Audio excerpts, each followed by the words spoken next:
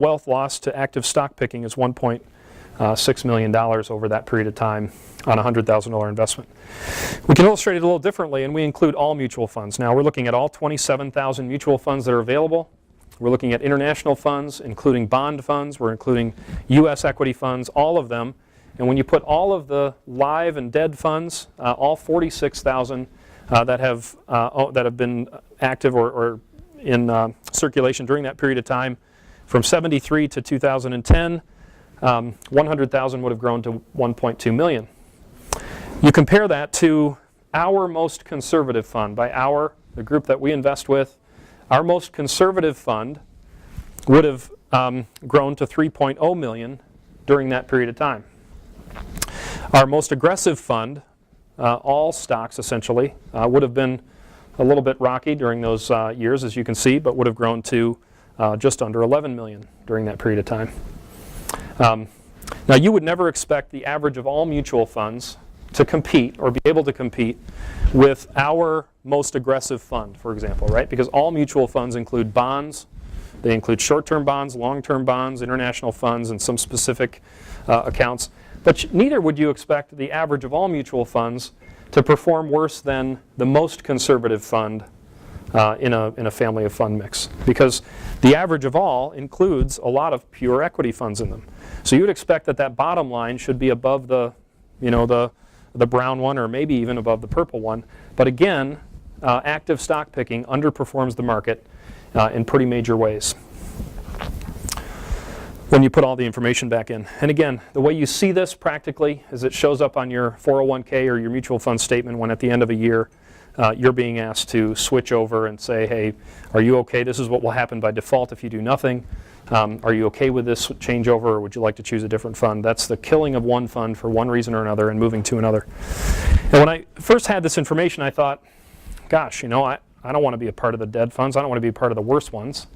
I'd rather find a way to invest in the best ones. And so this brings us to our second myth, which is really what most of you will use or have used when choosing mutual funds. And that is the track record of a mutual fund. How many of you have looked at the 1 year, 3 year, 5 year, 10-year performance of a mutual fund on your 401k statement before you chose it? Right? Pretty common. It's the only information you're given, right? So you look at it and you say, okay, why be an idiot and choose the one that did poorly the last 10 years? And in fact, it's pretty hard to ignore even for someone like me who knows the information's pretty much worthless, which I'll tell you.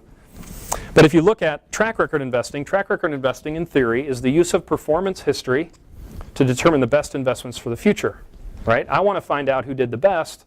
I don't need to be looking at that worst 200 list. Granted, they stink at what they do. Let's look at the ones that have won, right? Well, the myth is that finding funds that did well in the past is a reliable method of finding funds that will do well for you in the future. That's a myth, all right? That does not hold up, and I'll show you. If you look in your book, and I cannot get this blue bar to come in afterwards, but if you look in your book, you can see on page 6 a green box. And this is the green box, a list of mutual funds that were available to you from 91 to 2000. Now, had you been investing in 91, you would not have gotten this list, right? Because the list that you have in front of you is the fund list that from 91 until 2000 did the best. These are the best performing, out of 26,000 mutual funds, these are the best performing funds you could have chosen out of all of them. When did you get this list? 2000, end of 2000, right? So now you're in your mutual fund planner's office and you're saying, okay, I've got to build a portfolio. And probably something like this list is handed over and said, hey, these are the best performing funds. Well, shoot, that's what I want, right? I don't want the losers. Let's go with the best ones. Okay, we build a portfolio. There's 30 of them here to choose from. And the financial planner says, look at the average return on these 30. If you look from 91 to 2000, it was 25.47%. The average of all mutual funds was only 16%. This is near the bottom and in blue on your screen. The S&P 500 index was 18%. So these funds really beat the S&P 500 by what? On average, 7%. So I want these. And the crisp 1 through 10 market, the entire market as well, did about 18%. So these managers really knocked it out of the park for this 10-year period. I want some of them. Look what they did the next 10 years. You have it in your form. The very next 10 years, the period of time that theoretically you would own them, because again, you didn't have this information prior to this time, these 30 funds, it's not a different list, it's the same list of winners, did 0.43%.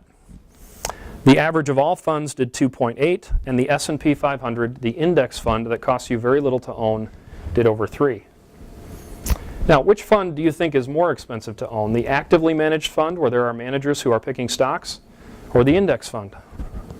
The index fund. You can almost own an index fund, depending on the kind of fund, for almost for free. You can buy a S&P 500 fund, and you own the 500 largest companies in the United States and their performance.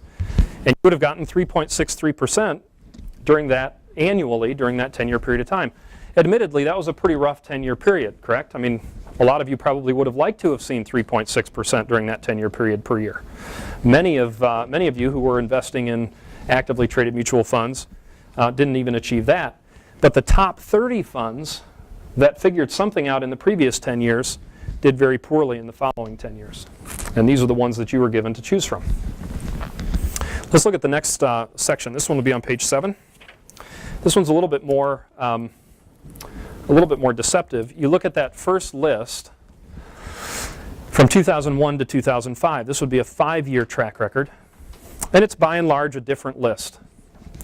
These funds did 22, almost 23%, and look what the S&P 500 did during that period of time, 2.1. Wow. I want those companies, or I want those mutual funds, right? They bested the market by 20%. But let's look a little closer.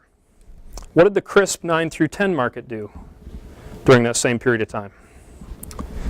23.5, right?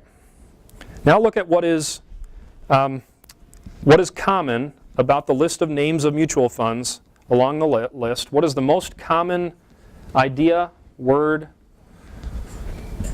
What's the common denominator between the names of all those funds? I'm not giving you a lot of time here. It's micro or small cap, right? You know, the early 2000s was when most of you lost a lot of money because the tech bubble burst.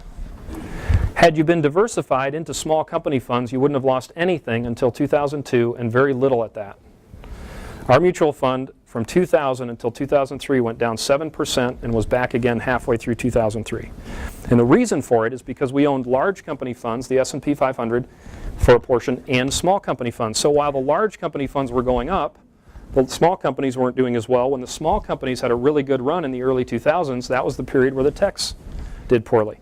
So you look at the list of funds that happened to do well during that period, and they were small company focused funds. Sure, they were going to do well. They had a good run during that period. You couldn't have known that. No one jumped out of all their large company funds in '99. Everyone was screaming how excited they were. They doubled their money in 3 years in the stock market, right? They were staying in large company funds. And yet, had you been in the small company funds during that period of time, you'd have done really well. The crisp 9 and 10 is the small company equivalent of the S&P 500.